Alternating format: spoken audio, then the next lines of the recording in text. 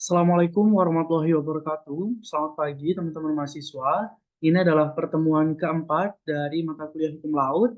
Sebelumnya kita akan laksanakan doa terlebih dahulu. Berdoa dimulai.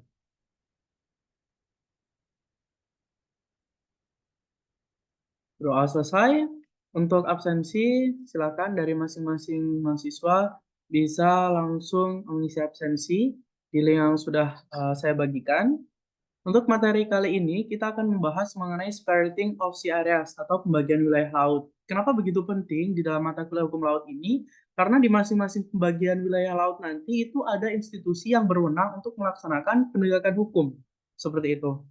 Nah, setelah United Nations Convention on the Law of the Sea tahun 1982 itu disepakati, gitu atau disetujui, ini adalah pembagian secara resmi dari masing-masing wilayah laut, gitu ya.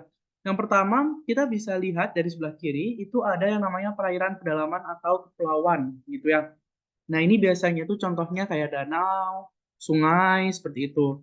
Nah, lanjut, ada titik merah di situ yang namanya adalah titik dasar atau garis pangkal, seperti itu. Nah, di sini adalah dimulainya pengukuran wilayah laut. Ke depan, sejauh 12 nautical mile, itu ada yang namanya laut teritorial. Dilanjutkan 12 nautical mile lagi, itu zona tambahan. Nah, kalau diukur dari titik dasar, itu sejauh 24 nautical mile itu adalah zona tambahan gitu. Nah, terus dilanjutkan ke depan lagi ke arah laut itu ada zona ekonomi eksklusif sejauh 200 nautical mile. Terus di bawahnya ada tulisannya tuh landas kontinen. Nah, landas kontinen itu sebenarnya bukan wilayah laut, tapi wilayah dasar laut ke bawah gitu ya. Artinya yang dimanfaatkan sumber daya alamnya itu adalah apa-apa yang ada terkandung di bawah apa namanya dasar laut seperti itu. Sejauh mana? Sejauh 350 nautical mile atau 2.500 meter ditambah 100 nautical mile. Nah, ada yang namanya IHO atau International Hydrographic Organization yang berkedudukan di Monaco. Dia adalah organisasi internasional yang melakukan survei dan juga pemetaan. Nah, pemetaan itu diatur oleh apa namanya aturan internasional yaitu Technical Aspect on the Law of the Sea atau TALOS. Nah, ini adalah definisinya, internal water atau laut pedalaman, perairan pedalaman tadi, gitu ya. Itu yang terletak pada sisi darat garis pangkal laut teritorial. Tuh, terus ada territorial sea atau laut teritorial, area laut yang menjadi bagian kedaulatan penuh suatu negara, kecuali hak lintas damai kapal-kapal asing baik niaga maupun perang.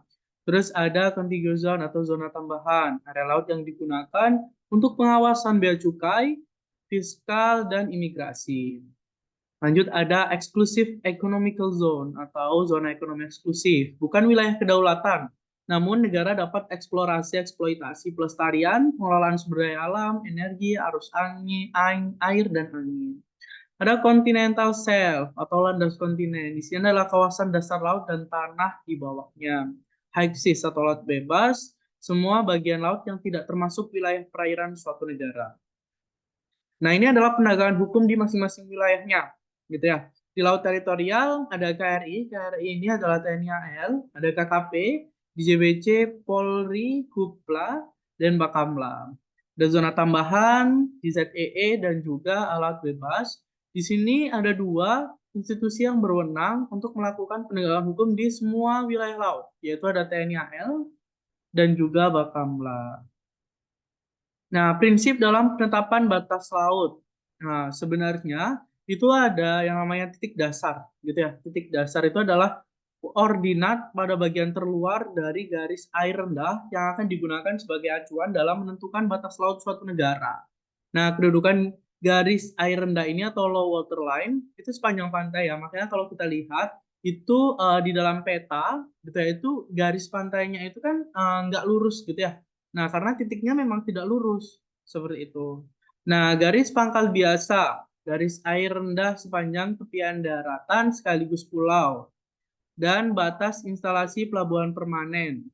Ada garis pangkal lurus, ada garis penutup, ada garis pangkal kepulauan. Kalau garis pangkal lurus, itu adalah suatu sistem yang terdiri dari garis-garis lurus yang menghubungkan titik-titik tertentu pada garis air rendah yang merupakan titik terluar dari negara pantai. Selanjutnya ada garis penutup. Nah, garis pangkal lurus yang menghubungkan titik-titik pada muara sungai, teluk, instalasi permanen pelabuhan yang tidak lebih dari 24 nautical mile. Ada garis pangkal kepulauan, garis pangkal lurus yang menghubungkan titik-titik terluar dari pulau-pulau atau karang yang terluar yang digunakan untuk menutup seluruh atau sebagian dari negara kepulauan. Jadi dulunya itu terpisah ya. Misalnya kayak Sumatera, Jawa itu ada apa namanya penutupnya gitu. Ada garis penutupnya dulu tuh sebelum apa namanya UN Clause ini sepakati. Makanya sekarang itu yang antara Jawa, Sumatera, dan juga Kalimantan, Sulawesi itu tengah-tengahnya itu kan sudah masuk wilayah pedalaman gitu ya, wilayah Kepulauan Republik Indonesia. Kalau dulu itu wilayah laut bebas ya, tengah-tengahnya di situ. Oke, kita lanjut. Nah, ini adalah contoh gambarnya. Ada garis pangkal biasa, garis pangkal lurus, garis penutup sungai, garis penutup pelabuhan, garis penutup teluk, garis pangkal kepulauan. Seperti itu. Nah, prinsip dalam menentukan batas laut gitu ya. Ada yang namanya prinsip ekuidistan dan proporsionalitas. Kalau prinsip ekuidistan itu adalah prinsip sama jarak, prinsip yang dilaksanakan dari garis yang diperoleh dari setiap titik yang mempunyai jarak terdekat dari titik-titik pada garis pangkal kedua negara. Jadi itu sama ya. Misalnya kalau misal negara A dan negara B itu titik tengah-tengahnya di mana? Nah, itu adalah prinsip ekuidistan. Nah, yang kedua ada prinsip proporsionalitas. Di sini adalah prinsip sama adil, bahwa daerah laut yang relevan harus dibagi secara proporsional dengan panjang relatif dari garis pantai kedua negara yang berbatasan. Biasanya diterapkan dalam perjanjian bilateral atau antar dua negara, tetapi hanya digunakan sebagai percobaan terhadap pemerataan dari garis batas di kasus pengadilan. Artinya ini tuh ada perjanjiannya gitu ya. Nah, contohnya ini state A dan state B gitu ya.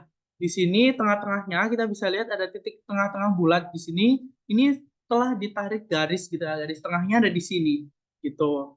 Nah, ini adalah batas wilayah laut dari masing-masing negara. Nah, kalau prinsip proporsionalitas itu contohnya negara Libya dan juga Malta. Harusnya batas ekuidistannya atau garis sama ratanya itu ada di sini nih, batas ekuidistannya. Tapi karena mereka punya perjanjian gitu ya, bilateral, jadi batas proporsionalnya itu ada di sini, seperti itu. Jadi lebih sempit ya wilayah lautnya Malta itu lebih sempit seperti itu. Nah, terima kasih untuk seksi diskusi. Silakan nanti kalau ada pertanyaan, kita bisa laksanakan diskusi. Oke, kalau tidak ada, untuk materi selanjutnya, saya akan bagikan di WA Group untuk persiapan. Dan juga terima kasih atas perhatiannya. Apabila ada pertanyaan di luar dari materi ini, teman-teman bisa laksanakan apa namanya chat ke saya melalui WA atau melalui email. Untuk penugasan, materi hari ini tidak ada. Sebelum mengakhiri, kita bisa berdoa. Berdoa dimulai.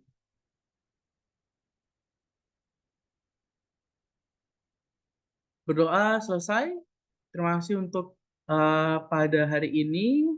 Kita tutup. Selamat pagi. Assalamualaikum warahmatullahi wabarakatuh.